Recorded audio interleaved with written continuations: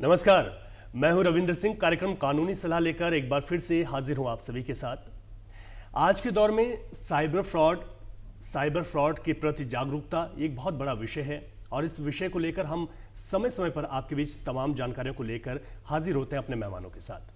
आज भी हमारे साथ मनीष पराशर जी हैं, जो कि आरबीआई देहरादून के क्षेत्रीय कार्यालय में ओम्बड्समैन के पद पर हैं और इस कार्यक्रम हमारे साथ मौजूद हैं, जिनके साथ हम आज बातचीत करेंगे। सर, आपका बहुत बहुत स्वागत है। धन्यवाद आज के इस कार्यक्रम में। मुझे इस कार्यक्रम में बुलाने के लिए बहुत बहुत धन्यवाद।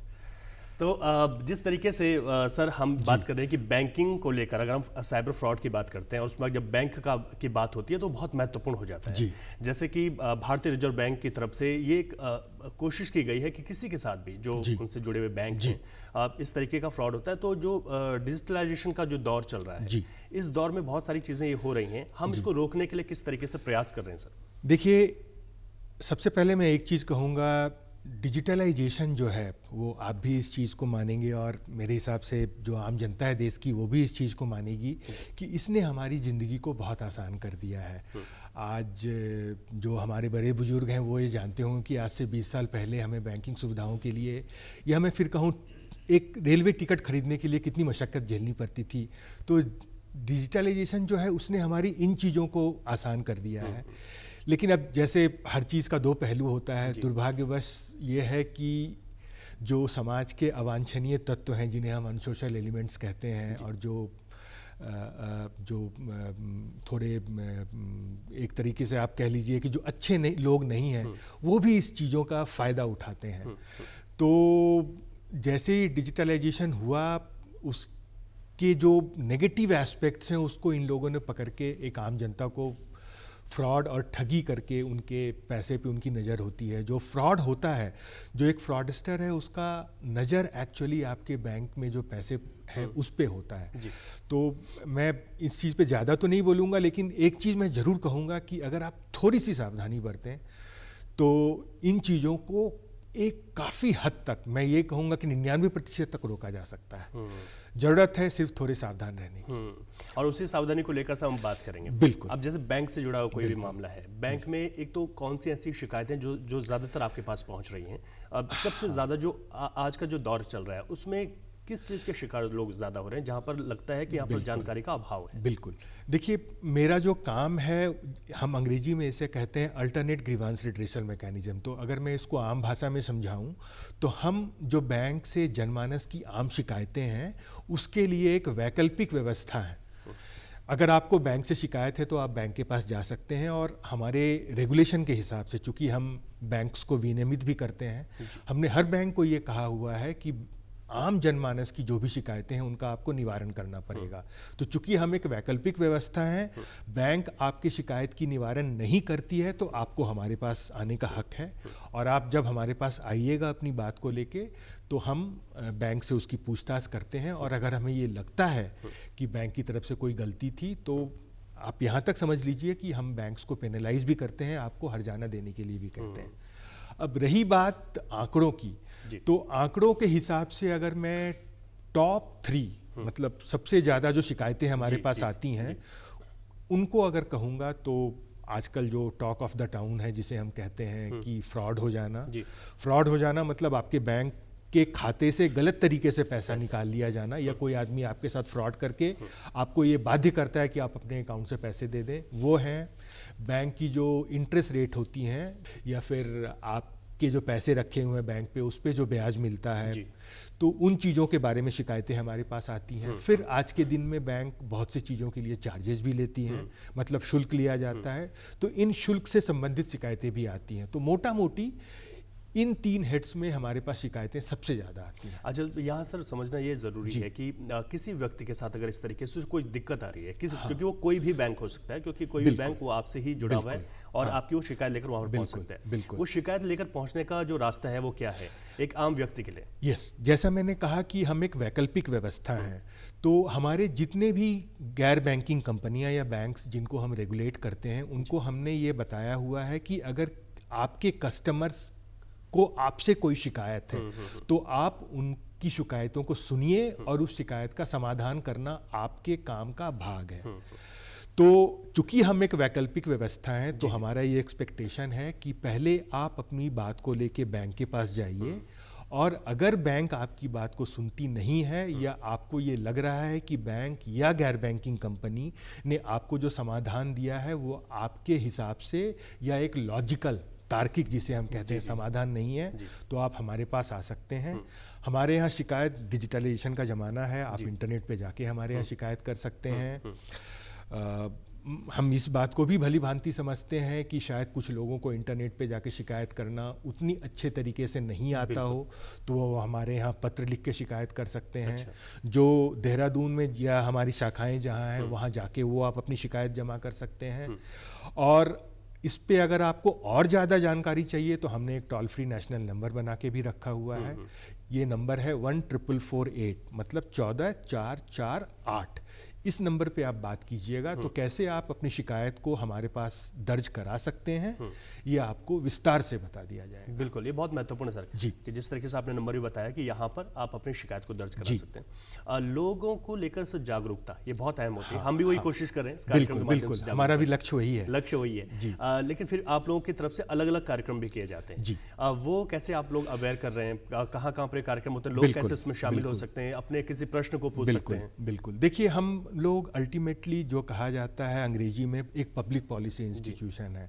मतलब हम यहाँ इसलिए हैं क्योंकि देश की जनता की हमें सर्विस देनी है, हम देश की जनता के लिए, और हमारा जो मेन उद्देश्य है वो बैंक में जो आपके पैसे हैं उन पैसों को सुरक्षित रखना। तो हम इस चीज़ को भली भांति समझते हैं कि हम अपने कार्यालय में बैठ के इस चीज़ को जिस हद तक हम पाना चाहते हैं उसको हम हासिल नहीं कर सकते हैं। तो हमारे कार्यालय में हमेशा ये कोशिश की जाती रही है कि हम अपने क्षेत्र के दूर दराज के गाँवों में जाके, हम स्कूल्स में जाते हैं, हम सरकारी कार्यालयों में जाते हैं, हम कॉलेजेस में जाते हैं, हम गाँव की नुक्कड़ चौपाल पे जाते हैं। तो अब चूंकि कार्यालय में भी काम करना है तो हम हर दूसरे दिन तो नहीं जा सकते हैं, लेकिन साधारणतः या एक नॉर्मल अगर मैं एक मोटा मोटी कहूँ तो साल में 10 से 12 इवेंट्स हम फील्ड में जाके करते हैं। और इन इवेंट्स का मुख्य उद्देश्य यही होता है कि आम जनमानस को इन चीज़ों के बारे में कैसे जागरूक किया जाए, और हम साथ में ये भी बताते हैं कि आपके अधिकार क्या हैं, ताकि आप उन अधिकारों के प्रति जागरूक रहें। और आपको अगर ये लगता है कि उन अधिकारों का ठीक से आपको जो रिजल्ट है वो नहीं मिल रहा है, तो आप हमारे पास आइए, और आपके पास और आप कहाँ कहाँ जा सकते हैं, इन सब चीज़ों के बारे में हम जिक्र करेंगे। सर, जैसे आजकल किसी के साथ ऑनलाइन फ्रॉड जो है बहुत अमूमन हो गया है कि किसी व्यक्ति के पास कोई मैसेज आया या कोई लिंक उसने किया, उसके पैसे वहाँ से चले गए, वो उसके बाद पहला तो उसे करते हुए जैसे हमने बताया भी पहले भी कार्यक्रम के माध्यम से 1930 पर वो संपर्क कर सकता है, वहाँ पर शिकायत दर्ज कराए, बैंक के पास जाता है। फिर बैंक अगर कि किस तरीके से वहाँ पर जिम्मेदारी बनती है उस व्यक्ति के लिए उसके पैसों को वापस लाने के लिए, और अगर बैंक फिर नहीं सुनता तो फिर आपने कहा कि आप लोग एक विकल्प हैं उसके लिए। बिल्कुल, देखिए अल्टीमेटली फ्रॉड जो वर्ड है वो एक तरीके का अपराध है। तो सबसे पहले तो आपको अपनी जो लॉ इन्फोर्समेंट एजेंसीज हैं, जैसे हम कहते हैं पुलिस और 193 जो आपने बताया, तो उस पे जाके आप शिकायत कर सकते हैं। अब देखिए, मैं इसके पहले एक चीज़ और कहना चाहूँगा। आज से 20-25 साल पहले जब डिजिटलाइजेशन का उतना दौर नहीं था तो आप चोरी डकैती इन सब चीज़ों के बारे में सुना करते थे। आज के दिन में आप हर जगह कैमरा लगा होता है, तो जो आदमी किसी के पास से पैसे लेके अगर भाग रहा हो तो किसी न किसी कैमरे को पकड़ में आ जाएगा। तो आज ये जो समाज के जो अवांछित तत्व हैं उनके लिए ये ज़्यादा आसान हो गया है कि आपको फ़ोन करके बोले कि भैया हम बैंक से बात कर रहे हैं, आप अपना OTP बता दो, आप अपना अकाउंट नंबर बता दो, तो वो पुलिस की पकड़ में भी आने की संभावना कम जाती है और आपके खाते से पैसे भी निकाल लेता है। तो बात यही है कि आप पुलिस के पास जाके शिकायत दर्ज करवाएं, और आप जितनी जल्दी शिकायत दर्ज करवाइएगा आपके पैसे के मिलने की संभावना उतनी ज़्यादा हो जाती है। और जहाँ तक रही हमारे रोल की बात, तो आपको इस चीज़ को ध्यान में रखना पड़ेगा कि हमारा जो ये स्कीम है, मैं जो यहाँ बैठा हुआ हूँ वो मैं इसलिए बैठा हुआ हूँ कि बिकॉज रिजर्व बैंक की अनुमति के बिना कोई भी बैंक और गैर वित्तीय कंपनियाँ जो हैं वो इस देश में काम नहीं कर सकती है। इन अदर वर्ड्स जो हम कहें, अगर मैं इसको दूसरे तरीके से कहूँ तो हम उनको रेगुलेट करते हैं। अब उनको रेगुलेट करते हैं तो हमने उनको एक मोटा मोटी ये भी बताया हुआ है कि आप अपने कस्टमर्स को कैसे डील करेंगे।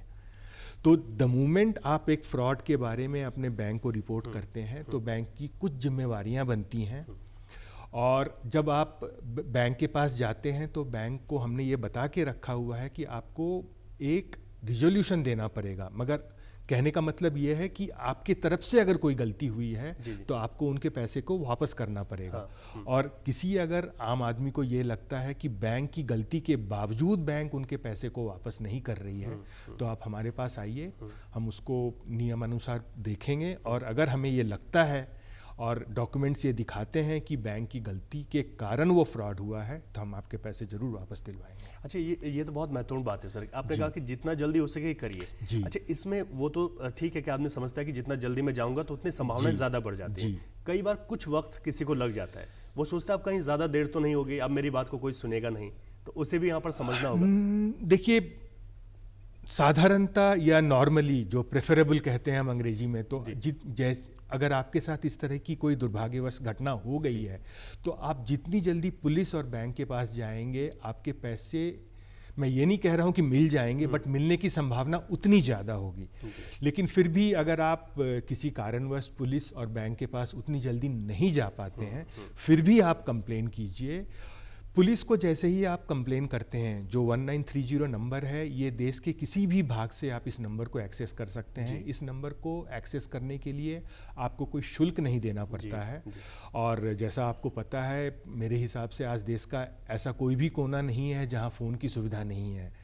तो अगर दुर्भाग्यवश आपके साथ इस तरह की कोई घटना हो जाती है तो मेरी तो यही सलाह होगी कि आप सबसे पहले 1930 पे कॉल करके अपनी शिकायत दर्ज कराएं और फिर अपने बैंक को भी तुरंत बताएं। आरबीआई के निर्देशानुसार हर बैंक के पास एक टोल फ्री नंबर होता है, आप उस टोल फ्री नंबर को यूज़ करके अपनी शिकायत बैंक के पास भी दर्ज करवा सकते हैं। अच्छा सर, यहाँ समझना ये भी जरूरी है कि किसी व्यक्ति के साथ जब भी फ्रॉड होता है तो उसके पास, वो सोचता है कि मेरे पास क्या क्या जो डॉक्यूमेंट हैं या प्रूफ है उसको लेकर वो वहाँ पर पहुँचे, तो वो किन चीज़ों का उसे ख्याल रखना ताकि अपनी शिकायत को दर्ज करा सके, उसे फिर वहाँ पर लाभ भी मिले। देखिए, इस बारे में ऐसा तो कुछ सीधे कहना कि आपके पास ABC या क ख ग डॉक्यूमेंट होनी चाहिए, वो तो ठीक नहीं होगा, क्योंकि फ्रॉडस्टर्स जो हैं वो अलग अलग तरीक़ों को यूज़ करके फ्रॉड करते हैं।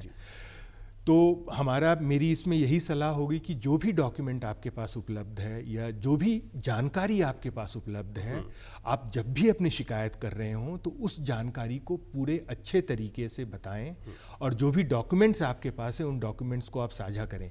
आपको इस चीज़ को समझना पड़ेगा कि आप जितनी अच्छी से अपनी जानकारी और जितनी स्पष्टता से अपनी जानकारी और डॉक्यूमेंट्स को शेयर कीजिएगा, जो लॉ इन्फोर्समेंट एजेंसीज़ हैं और आपकी बैंक हैं, उनको उस शिकायत को निवारण करने में, मतलब उसको रिजोल्यूशन देने में उतनी सहूलियत होगी। बिल्कुल। तो आप, मेरी यही लोगों से निवेदन होगा कि आप किसी चीज़ को छुपाएं ना, जो चीज़ आपके साथ हुई है उसको साफ साफ शब्दों में, जो डॉक्यूमेंट भी आपके पास अवेलेबल है उसके साथ शेयर कीजिए। अच्छा सर, ये महत्वपूर्ण है कि जिस बैंक में भी हमारा खाता है, कि जो हमारे दर्शक सुन रहे हैं उनको अपने बैंक के बारे में जानकारी होनी चाहिए। बिल्कुल, वहाँ का टोल फ्री नंबर या अन्य कुछ चीज़ें, वो क्या क्या चीज़ें हैं सर जिनको व्यक्ति अपने पास। देखिए, मैं इसको थोड़ा और विस्तार से बताना चाहूँगा। अगर आपने बैंक से लोन लिया हुआ है या आपके खाते हैं वहाँ, तो हर खाता से related certain terms and conditions होती हैं, जो नियमें होती हैं। जैसे अगर आपने इस टाइप का अकाउंट खोल के रखा हुआ है तो आपको 2000 रुपये महीने का बैलेंस रखना पड़ेगा। नहीं आप रखेंगे तो आपके इतने चार्जेस लग जाएंगे। अगर आपने फला तरीके का लोन लिया हुआ है तो आपको फॉर एग्ज़ाम्पल 10% सालाना ब्याज लगेगा। अगर आपने B टाइप का लोन लिया हुआ है तो आपको 8% सालाना ब्याज लगेगा। तो हर बैंक को हमारा ये निर्देश है कि आपके जो भी ग्राहक हैं उनको ये जानकारी निश्चित रूप से मैंडेटरली आपको डिस्क्लोज करनी है, ताकि उस आदमी को ये ना लगे कि भैया जब हमने लोन लिया था हमें तो ये बताया नहीं गया था कि 10% ब्याज पे लोन होगा, और आज, या ये कहे कि बताया गया था 10 और बैंक हमसे 12 ले रही है।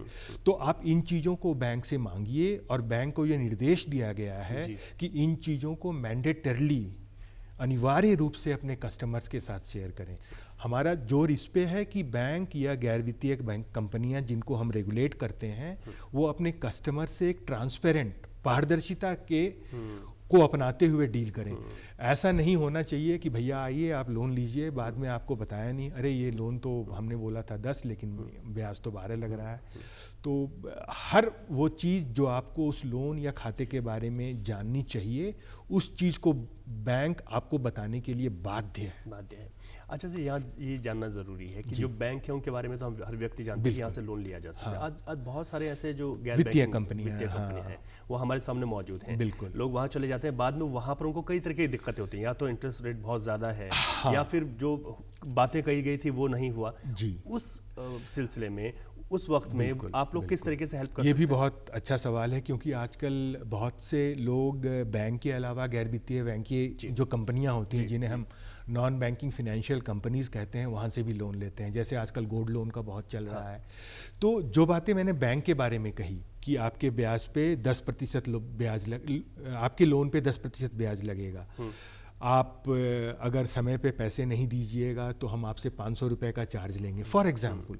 तो इन सब चीज़ों को जितना बैंक बताने के लिए बाध्य है, उतनी ही ये गैर बैंकिंग वित्तीय कंपनियां जो हैं वो भी आपको बताने के लिए बाध्य हैं। तो हमने इन सारी कंपनीज के लिए भी ये अनिवार्य करके रखा है कि आपके लोन से संबंधित जो भी डिस्क्लोजर हैं, मतलब पहली बात ब्याज के बारे में, दूसरी बात चार्जेस के बारे में, इन सब चीज़ों को आपको एक पारदर्शी तौर पे अपने ग्राहक को लोन लेने के पहले बताना पड़ेगा और लिखित रूप में बताना पड़ेगा। ये जो डॉक्यूमेंट है, इस डॉक्यूमेंट को हम अपने यहाँ कहते हैं की फैक्ट स्टेटमेंट। इसका मतलब है कि आपके लोन से जुड़ी हुई जितनी महत्वपूर्ण जानकारी है उसको एक जगह लिख के ये कंपनी आपके साथ शेयर करेगी। तो मेरी आम लोगों को यही सलाह है कि जब भी आप लोन लेने के लिए किसी भी कंपनी या बैंक के पास जाते हैं तो आप उनसे की फैक्ट स्टेटमेंट मांगिए। हर बैंक और हर वित्तीय कंपनी आपको ये की फैक्ट स्टेटमेंट देने के लिए बाध्य है, अनिवार्य रूप से उन्हें आपको ये देना है। अच्छा, एक सवाल एक और जुड़ा हुआ है कि बहुत सारे ऐसे जो वित्तीय कंपनियां हैं, हमने देखा है कि कई जगह फ्रॉड हुआ।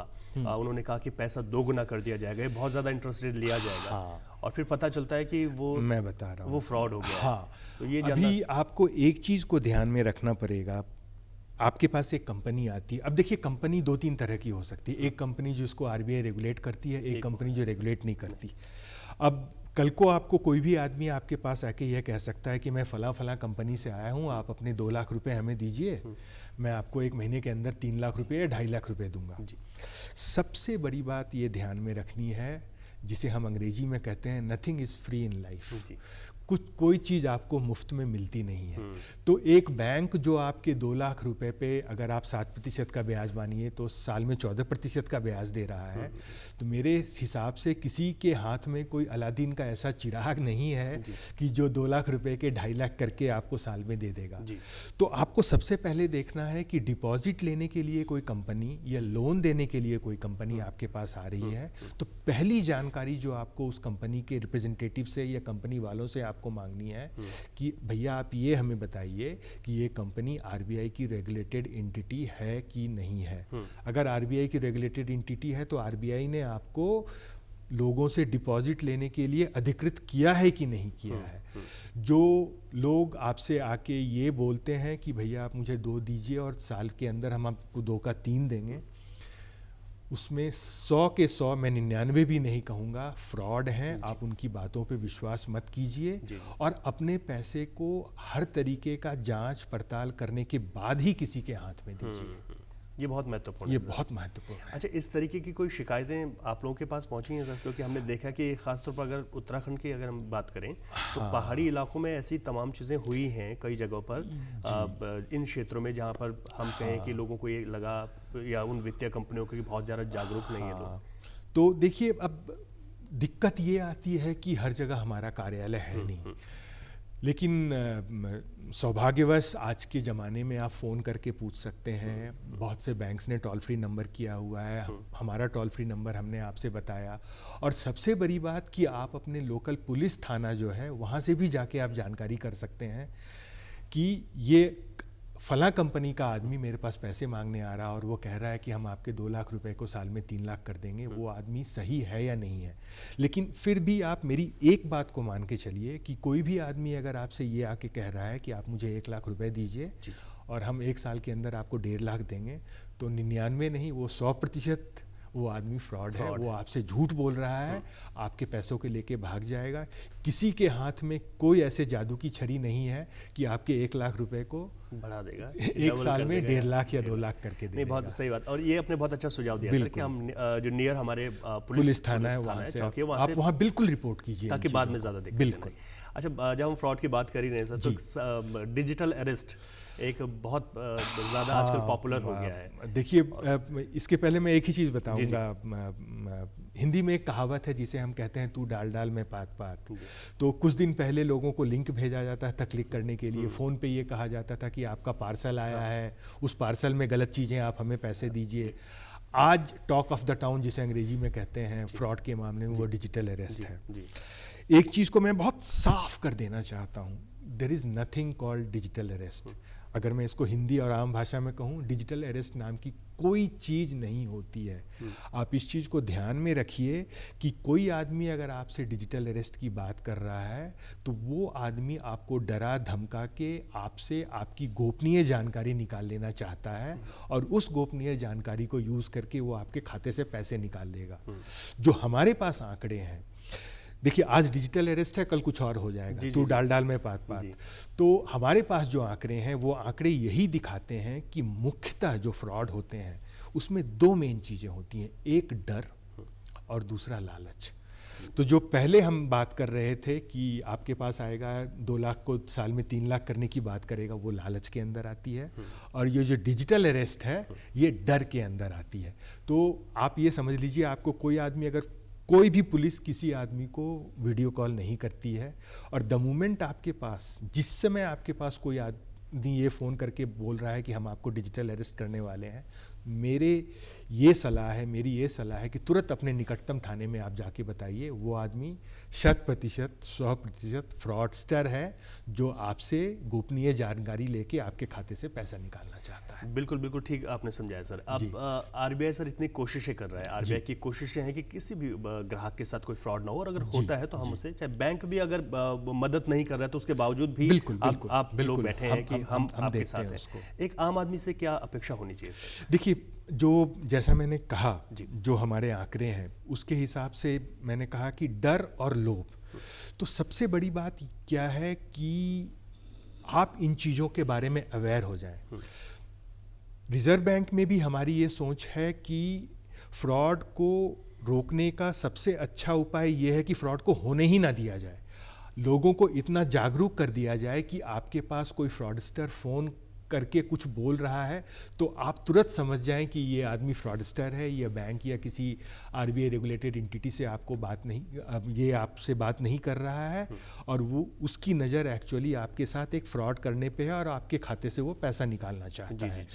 तो इन चीज़ों के लिए आपने आजकल देखा होगा, कल ही जैसे क्रिकेट मैच हो रहा था, आपने ये देखा होगा कि आरबीआई और आरबीआई के द्वारा रेगुलेटेड बैंक्स जो हमारे प्राइम स्लॉट्स होते हैं उसमें हम बहुत से अपने जो समाज के प्रतिष्ठित लोग हैं या जो सेलिब्रिटीज़ हैं उनको यूज़ करके जनमानस तक ये संदेश पहुंचाना चाहते हैं कि आप किसी अनजान आदमी के बातों के पे एक्ट ना करें, अनजान आदमी से रिसीव जो आपको लिंक्स आती हैं उस पर क्लिक ना करें। कोई आपको कहता है कि भैया आपको लॉटरी में 3 लाख रुपए मिले हैं, आप हमें ये कीजिए, हम आपके 3 लाख रुपए दिलवा देंगे, तो आप उससे विश्वास मत कीजिए।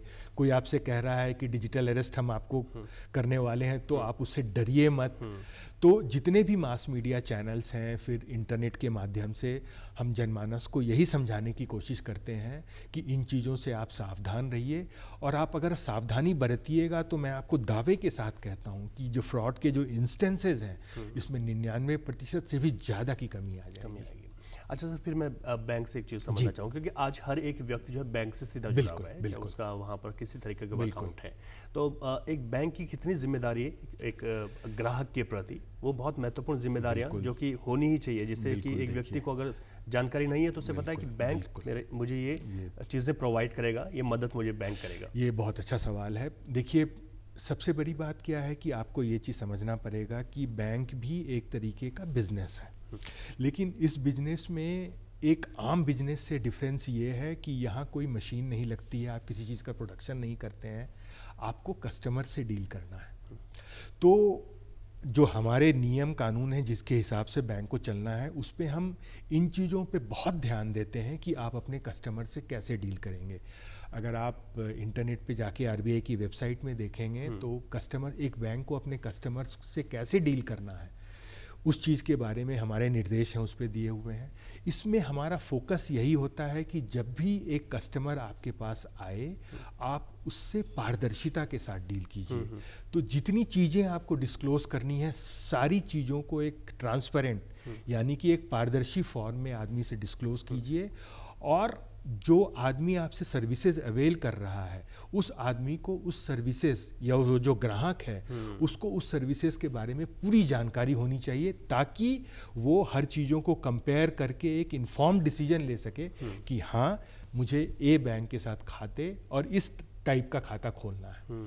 तो इन चीज़ों पे हम बहुत जोर देते हैं। और जहाँ तक रही सहायता वाली बात, तो हमने हर बैंक और जो गैर बैंकिंग वित्तीय कंपनियां हैं उनको ये बता के रखा हुआ है कि जो भी आदमी आपके पास शिकायत लेके आता है, आपको मैंडेटरली अनिवार्य रूप से उस शिकायत को दर्ज करना है। उस शिकायत का आपको एक रेफरेंस नंबर उस आदमी को देना है, और 30 दिन के अंदर आपको उस शिकायत का निवारण उस आदमी को बताना पड़ेगा।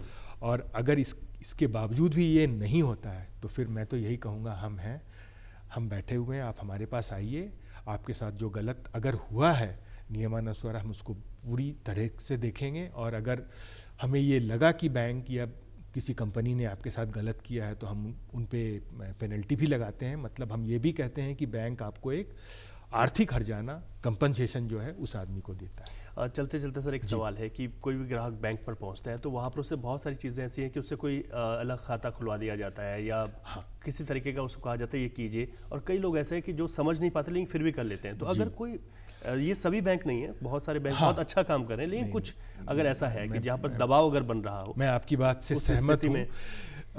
जैसा कि मैंने कहा कि जो बैंकों को हमारा जो निर्देश है कि आपको अपने ग्राहक से कैसे डील करना चाहिए, उसमें पूरी जोर इस बात पे है कि आप ग्राहक से ट्रांसपेरेंट, मतलब एक पारदर्शी तरीके से डील कीजिए।